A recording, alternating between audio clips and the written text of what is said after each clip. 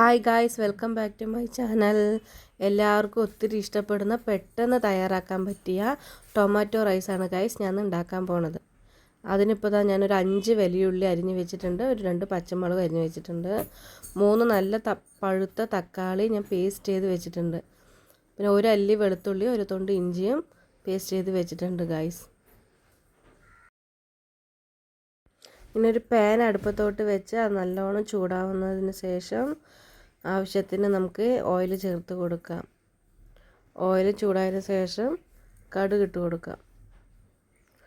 കടുക് പൊട്ടി വരുമ്പോൾ 1 സ്പൂൺ പരിപ്പ് ചേർത്ത് കൊടുക്കാം.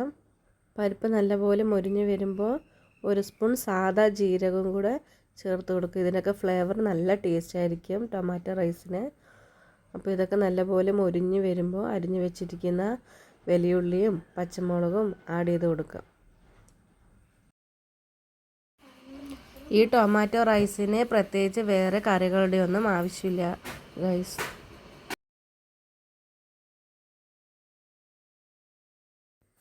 ഉള്ളി പെട്ടെന്ന് വഴങ്ങി കിട്ടാൻ വേണ്ടി 1 സ്പൂൺ ഉപ്പ് ചേർത്ത് കൊടുക്കാം ഗൈസ്.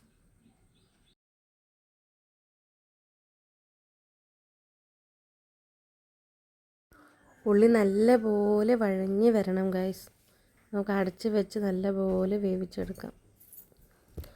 ഉള്ളി നല്ലപോലെ വഴങ്ങി വന്നിട്ടുണ്ട് ഗൈസ്. ഈ സമയത്ത് നമുക്ക് ഇഞ്ചിയുടെയും വെളുത്തുള്ളിയുടെയും പേസ്റ്റ് ആഡ് ചെയ്ത് കൊടുക്കുക.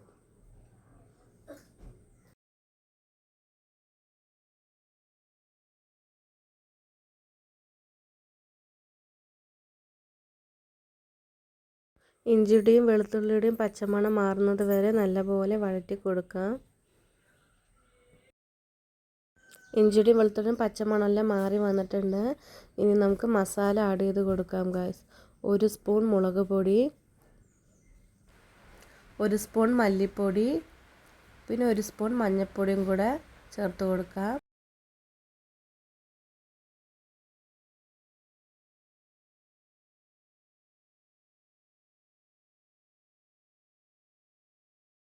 മസാലയൊക്കെ നല്ലപോലെ വഴങ്ങി വരുമ്പോൾ അതിൽ നമ്മൾ പഴുത്ത തക്കാളി പേസ്റ്റ് ചെയ്ത് വെച്ചത് ആഡ് ചെയ്ത് കൊടുക്കാം.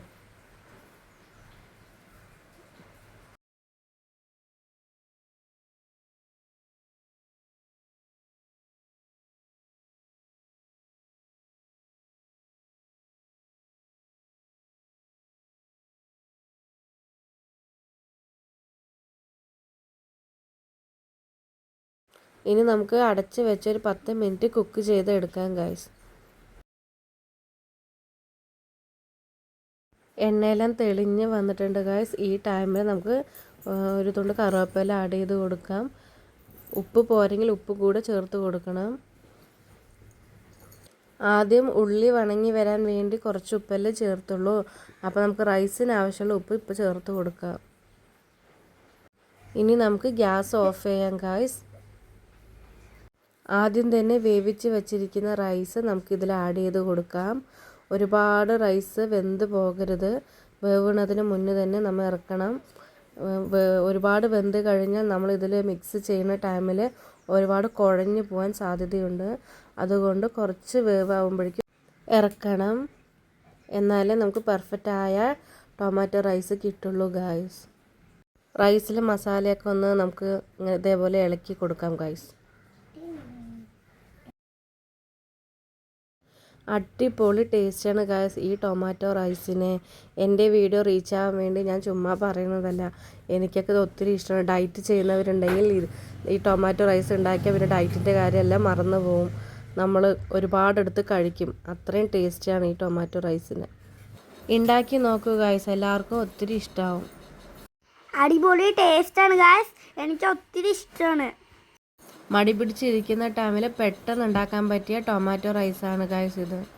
Okay, bye guys. അടുത്ത നല്ലൊരു വീഡിയോയിൽ വീണ്ടും കാണാം. സപ്പോർട്ട് ചെയ്യാൻ മറക്കല്ലേ ഗൈസ്.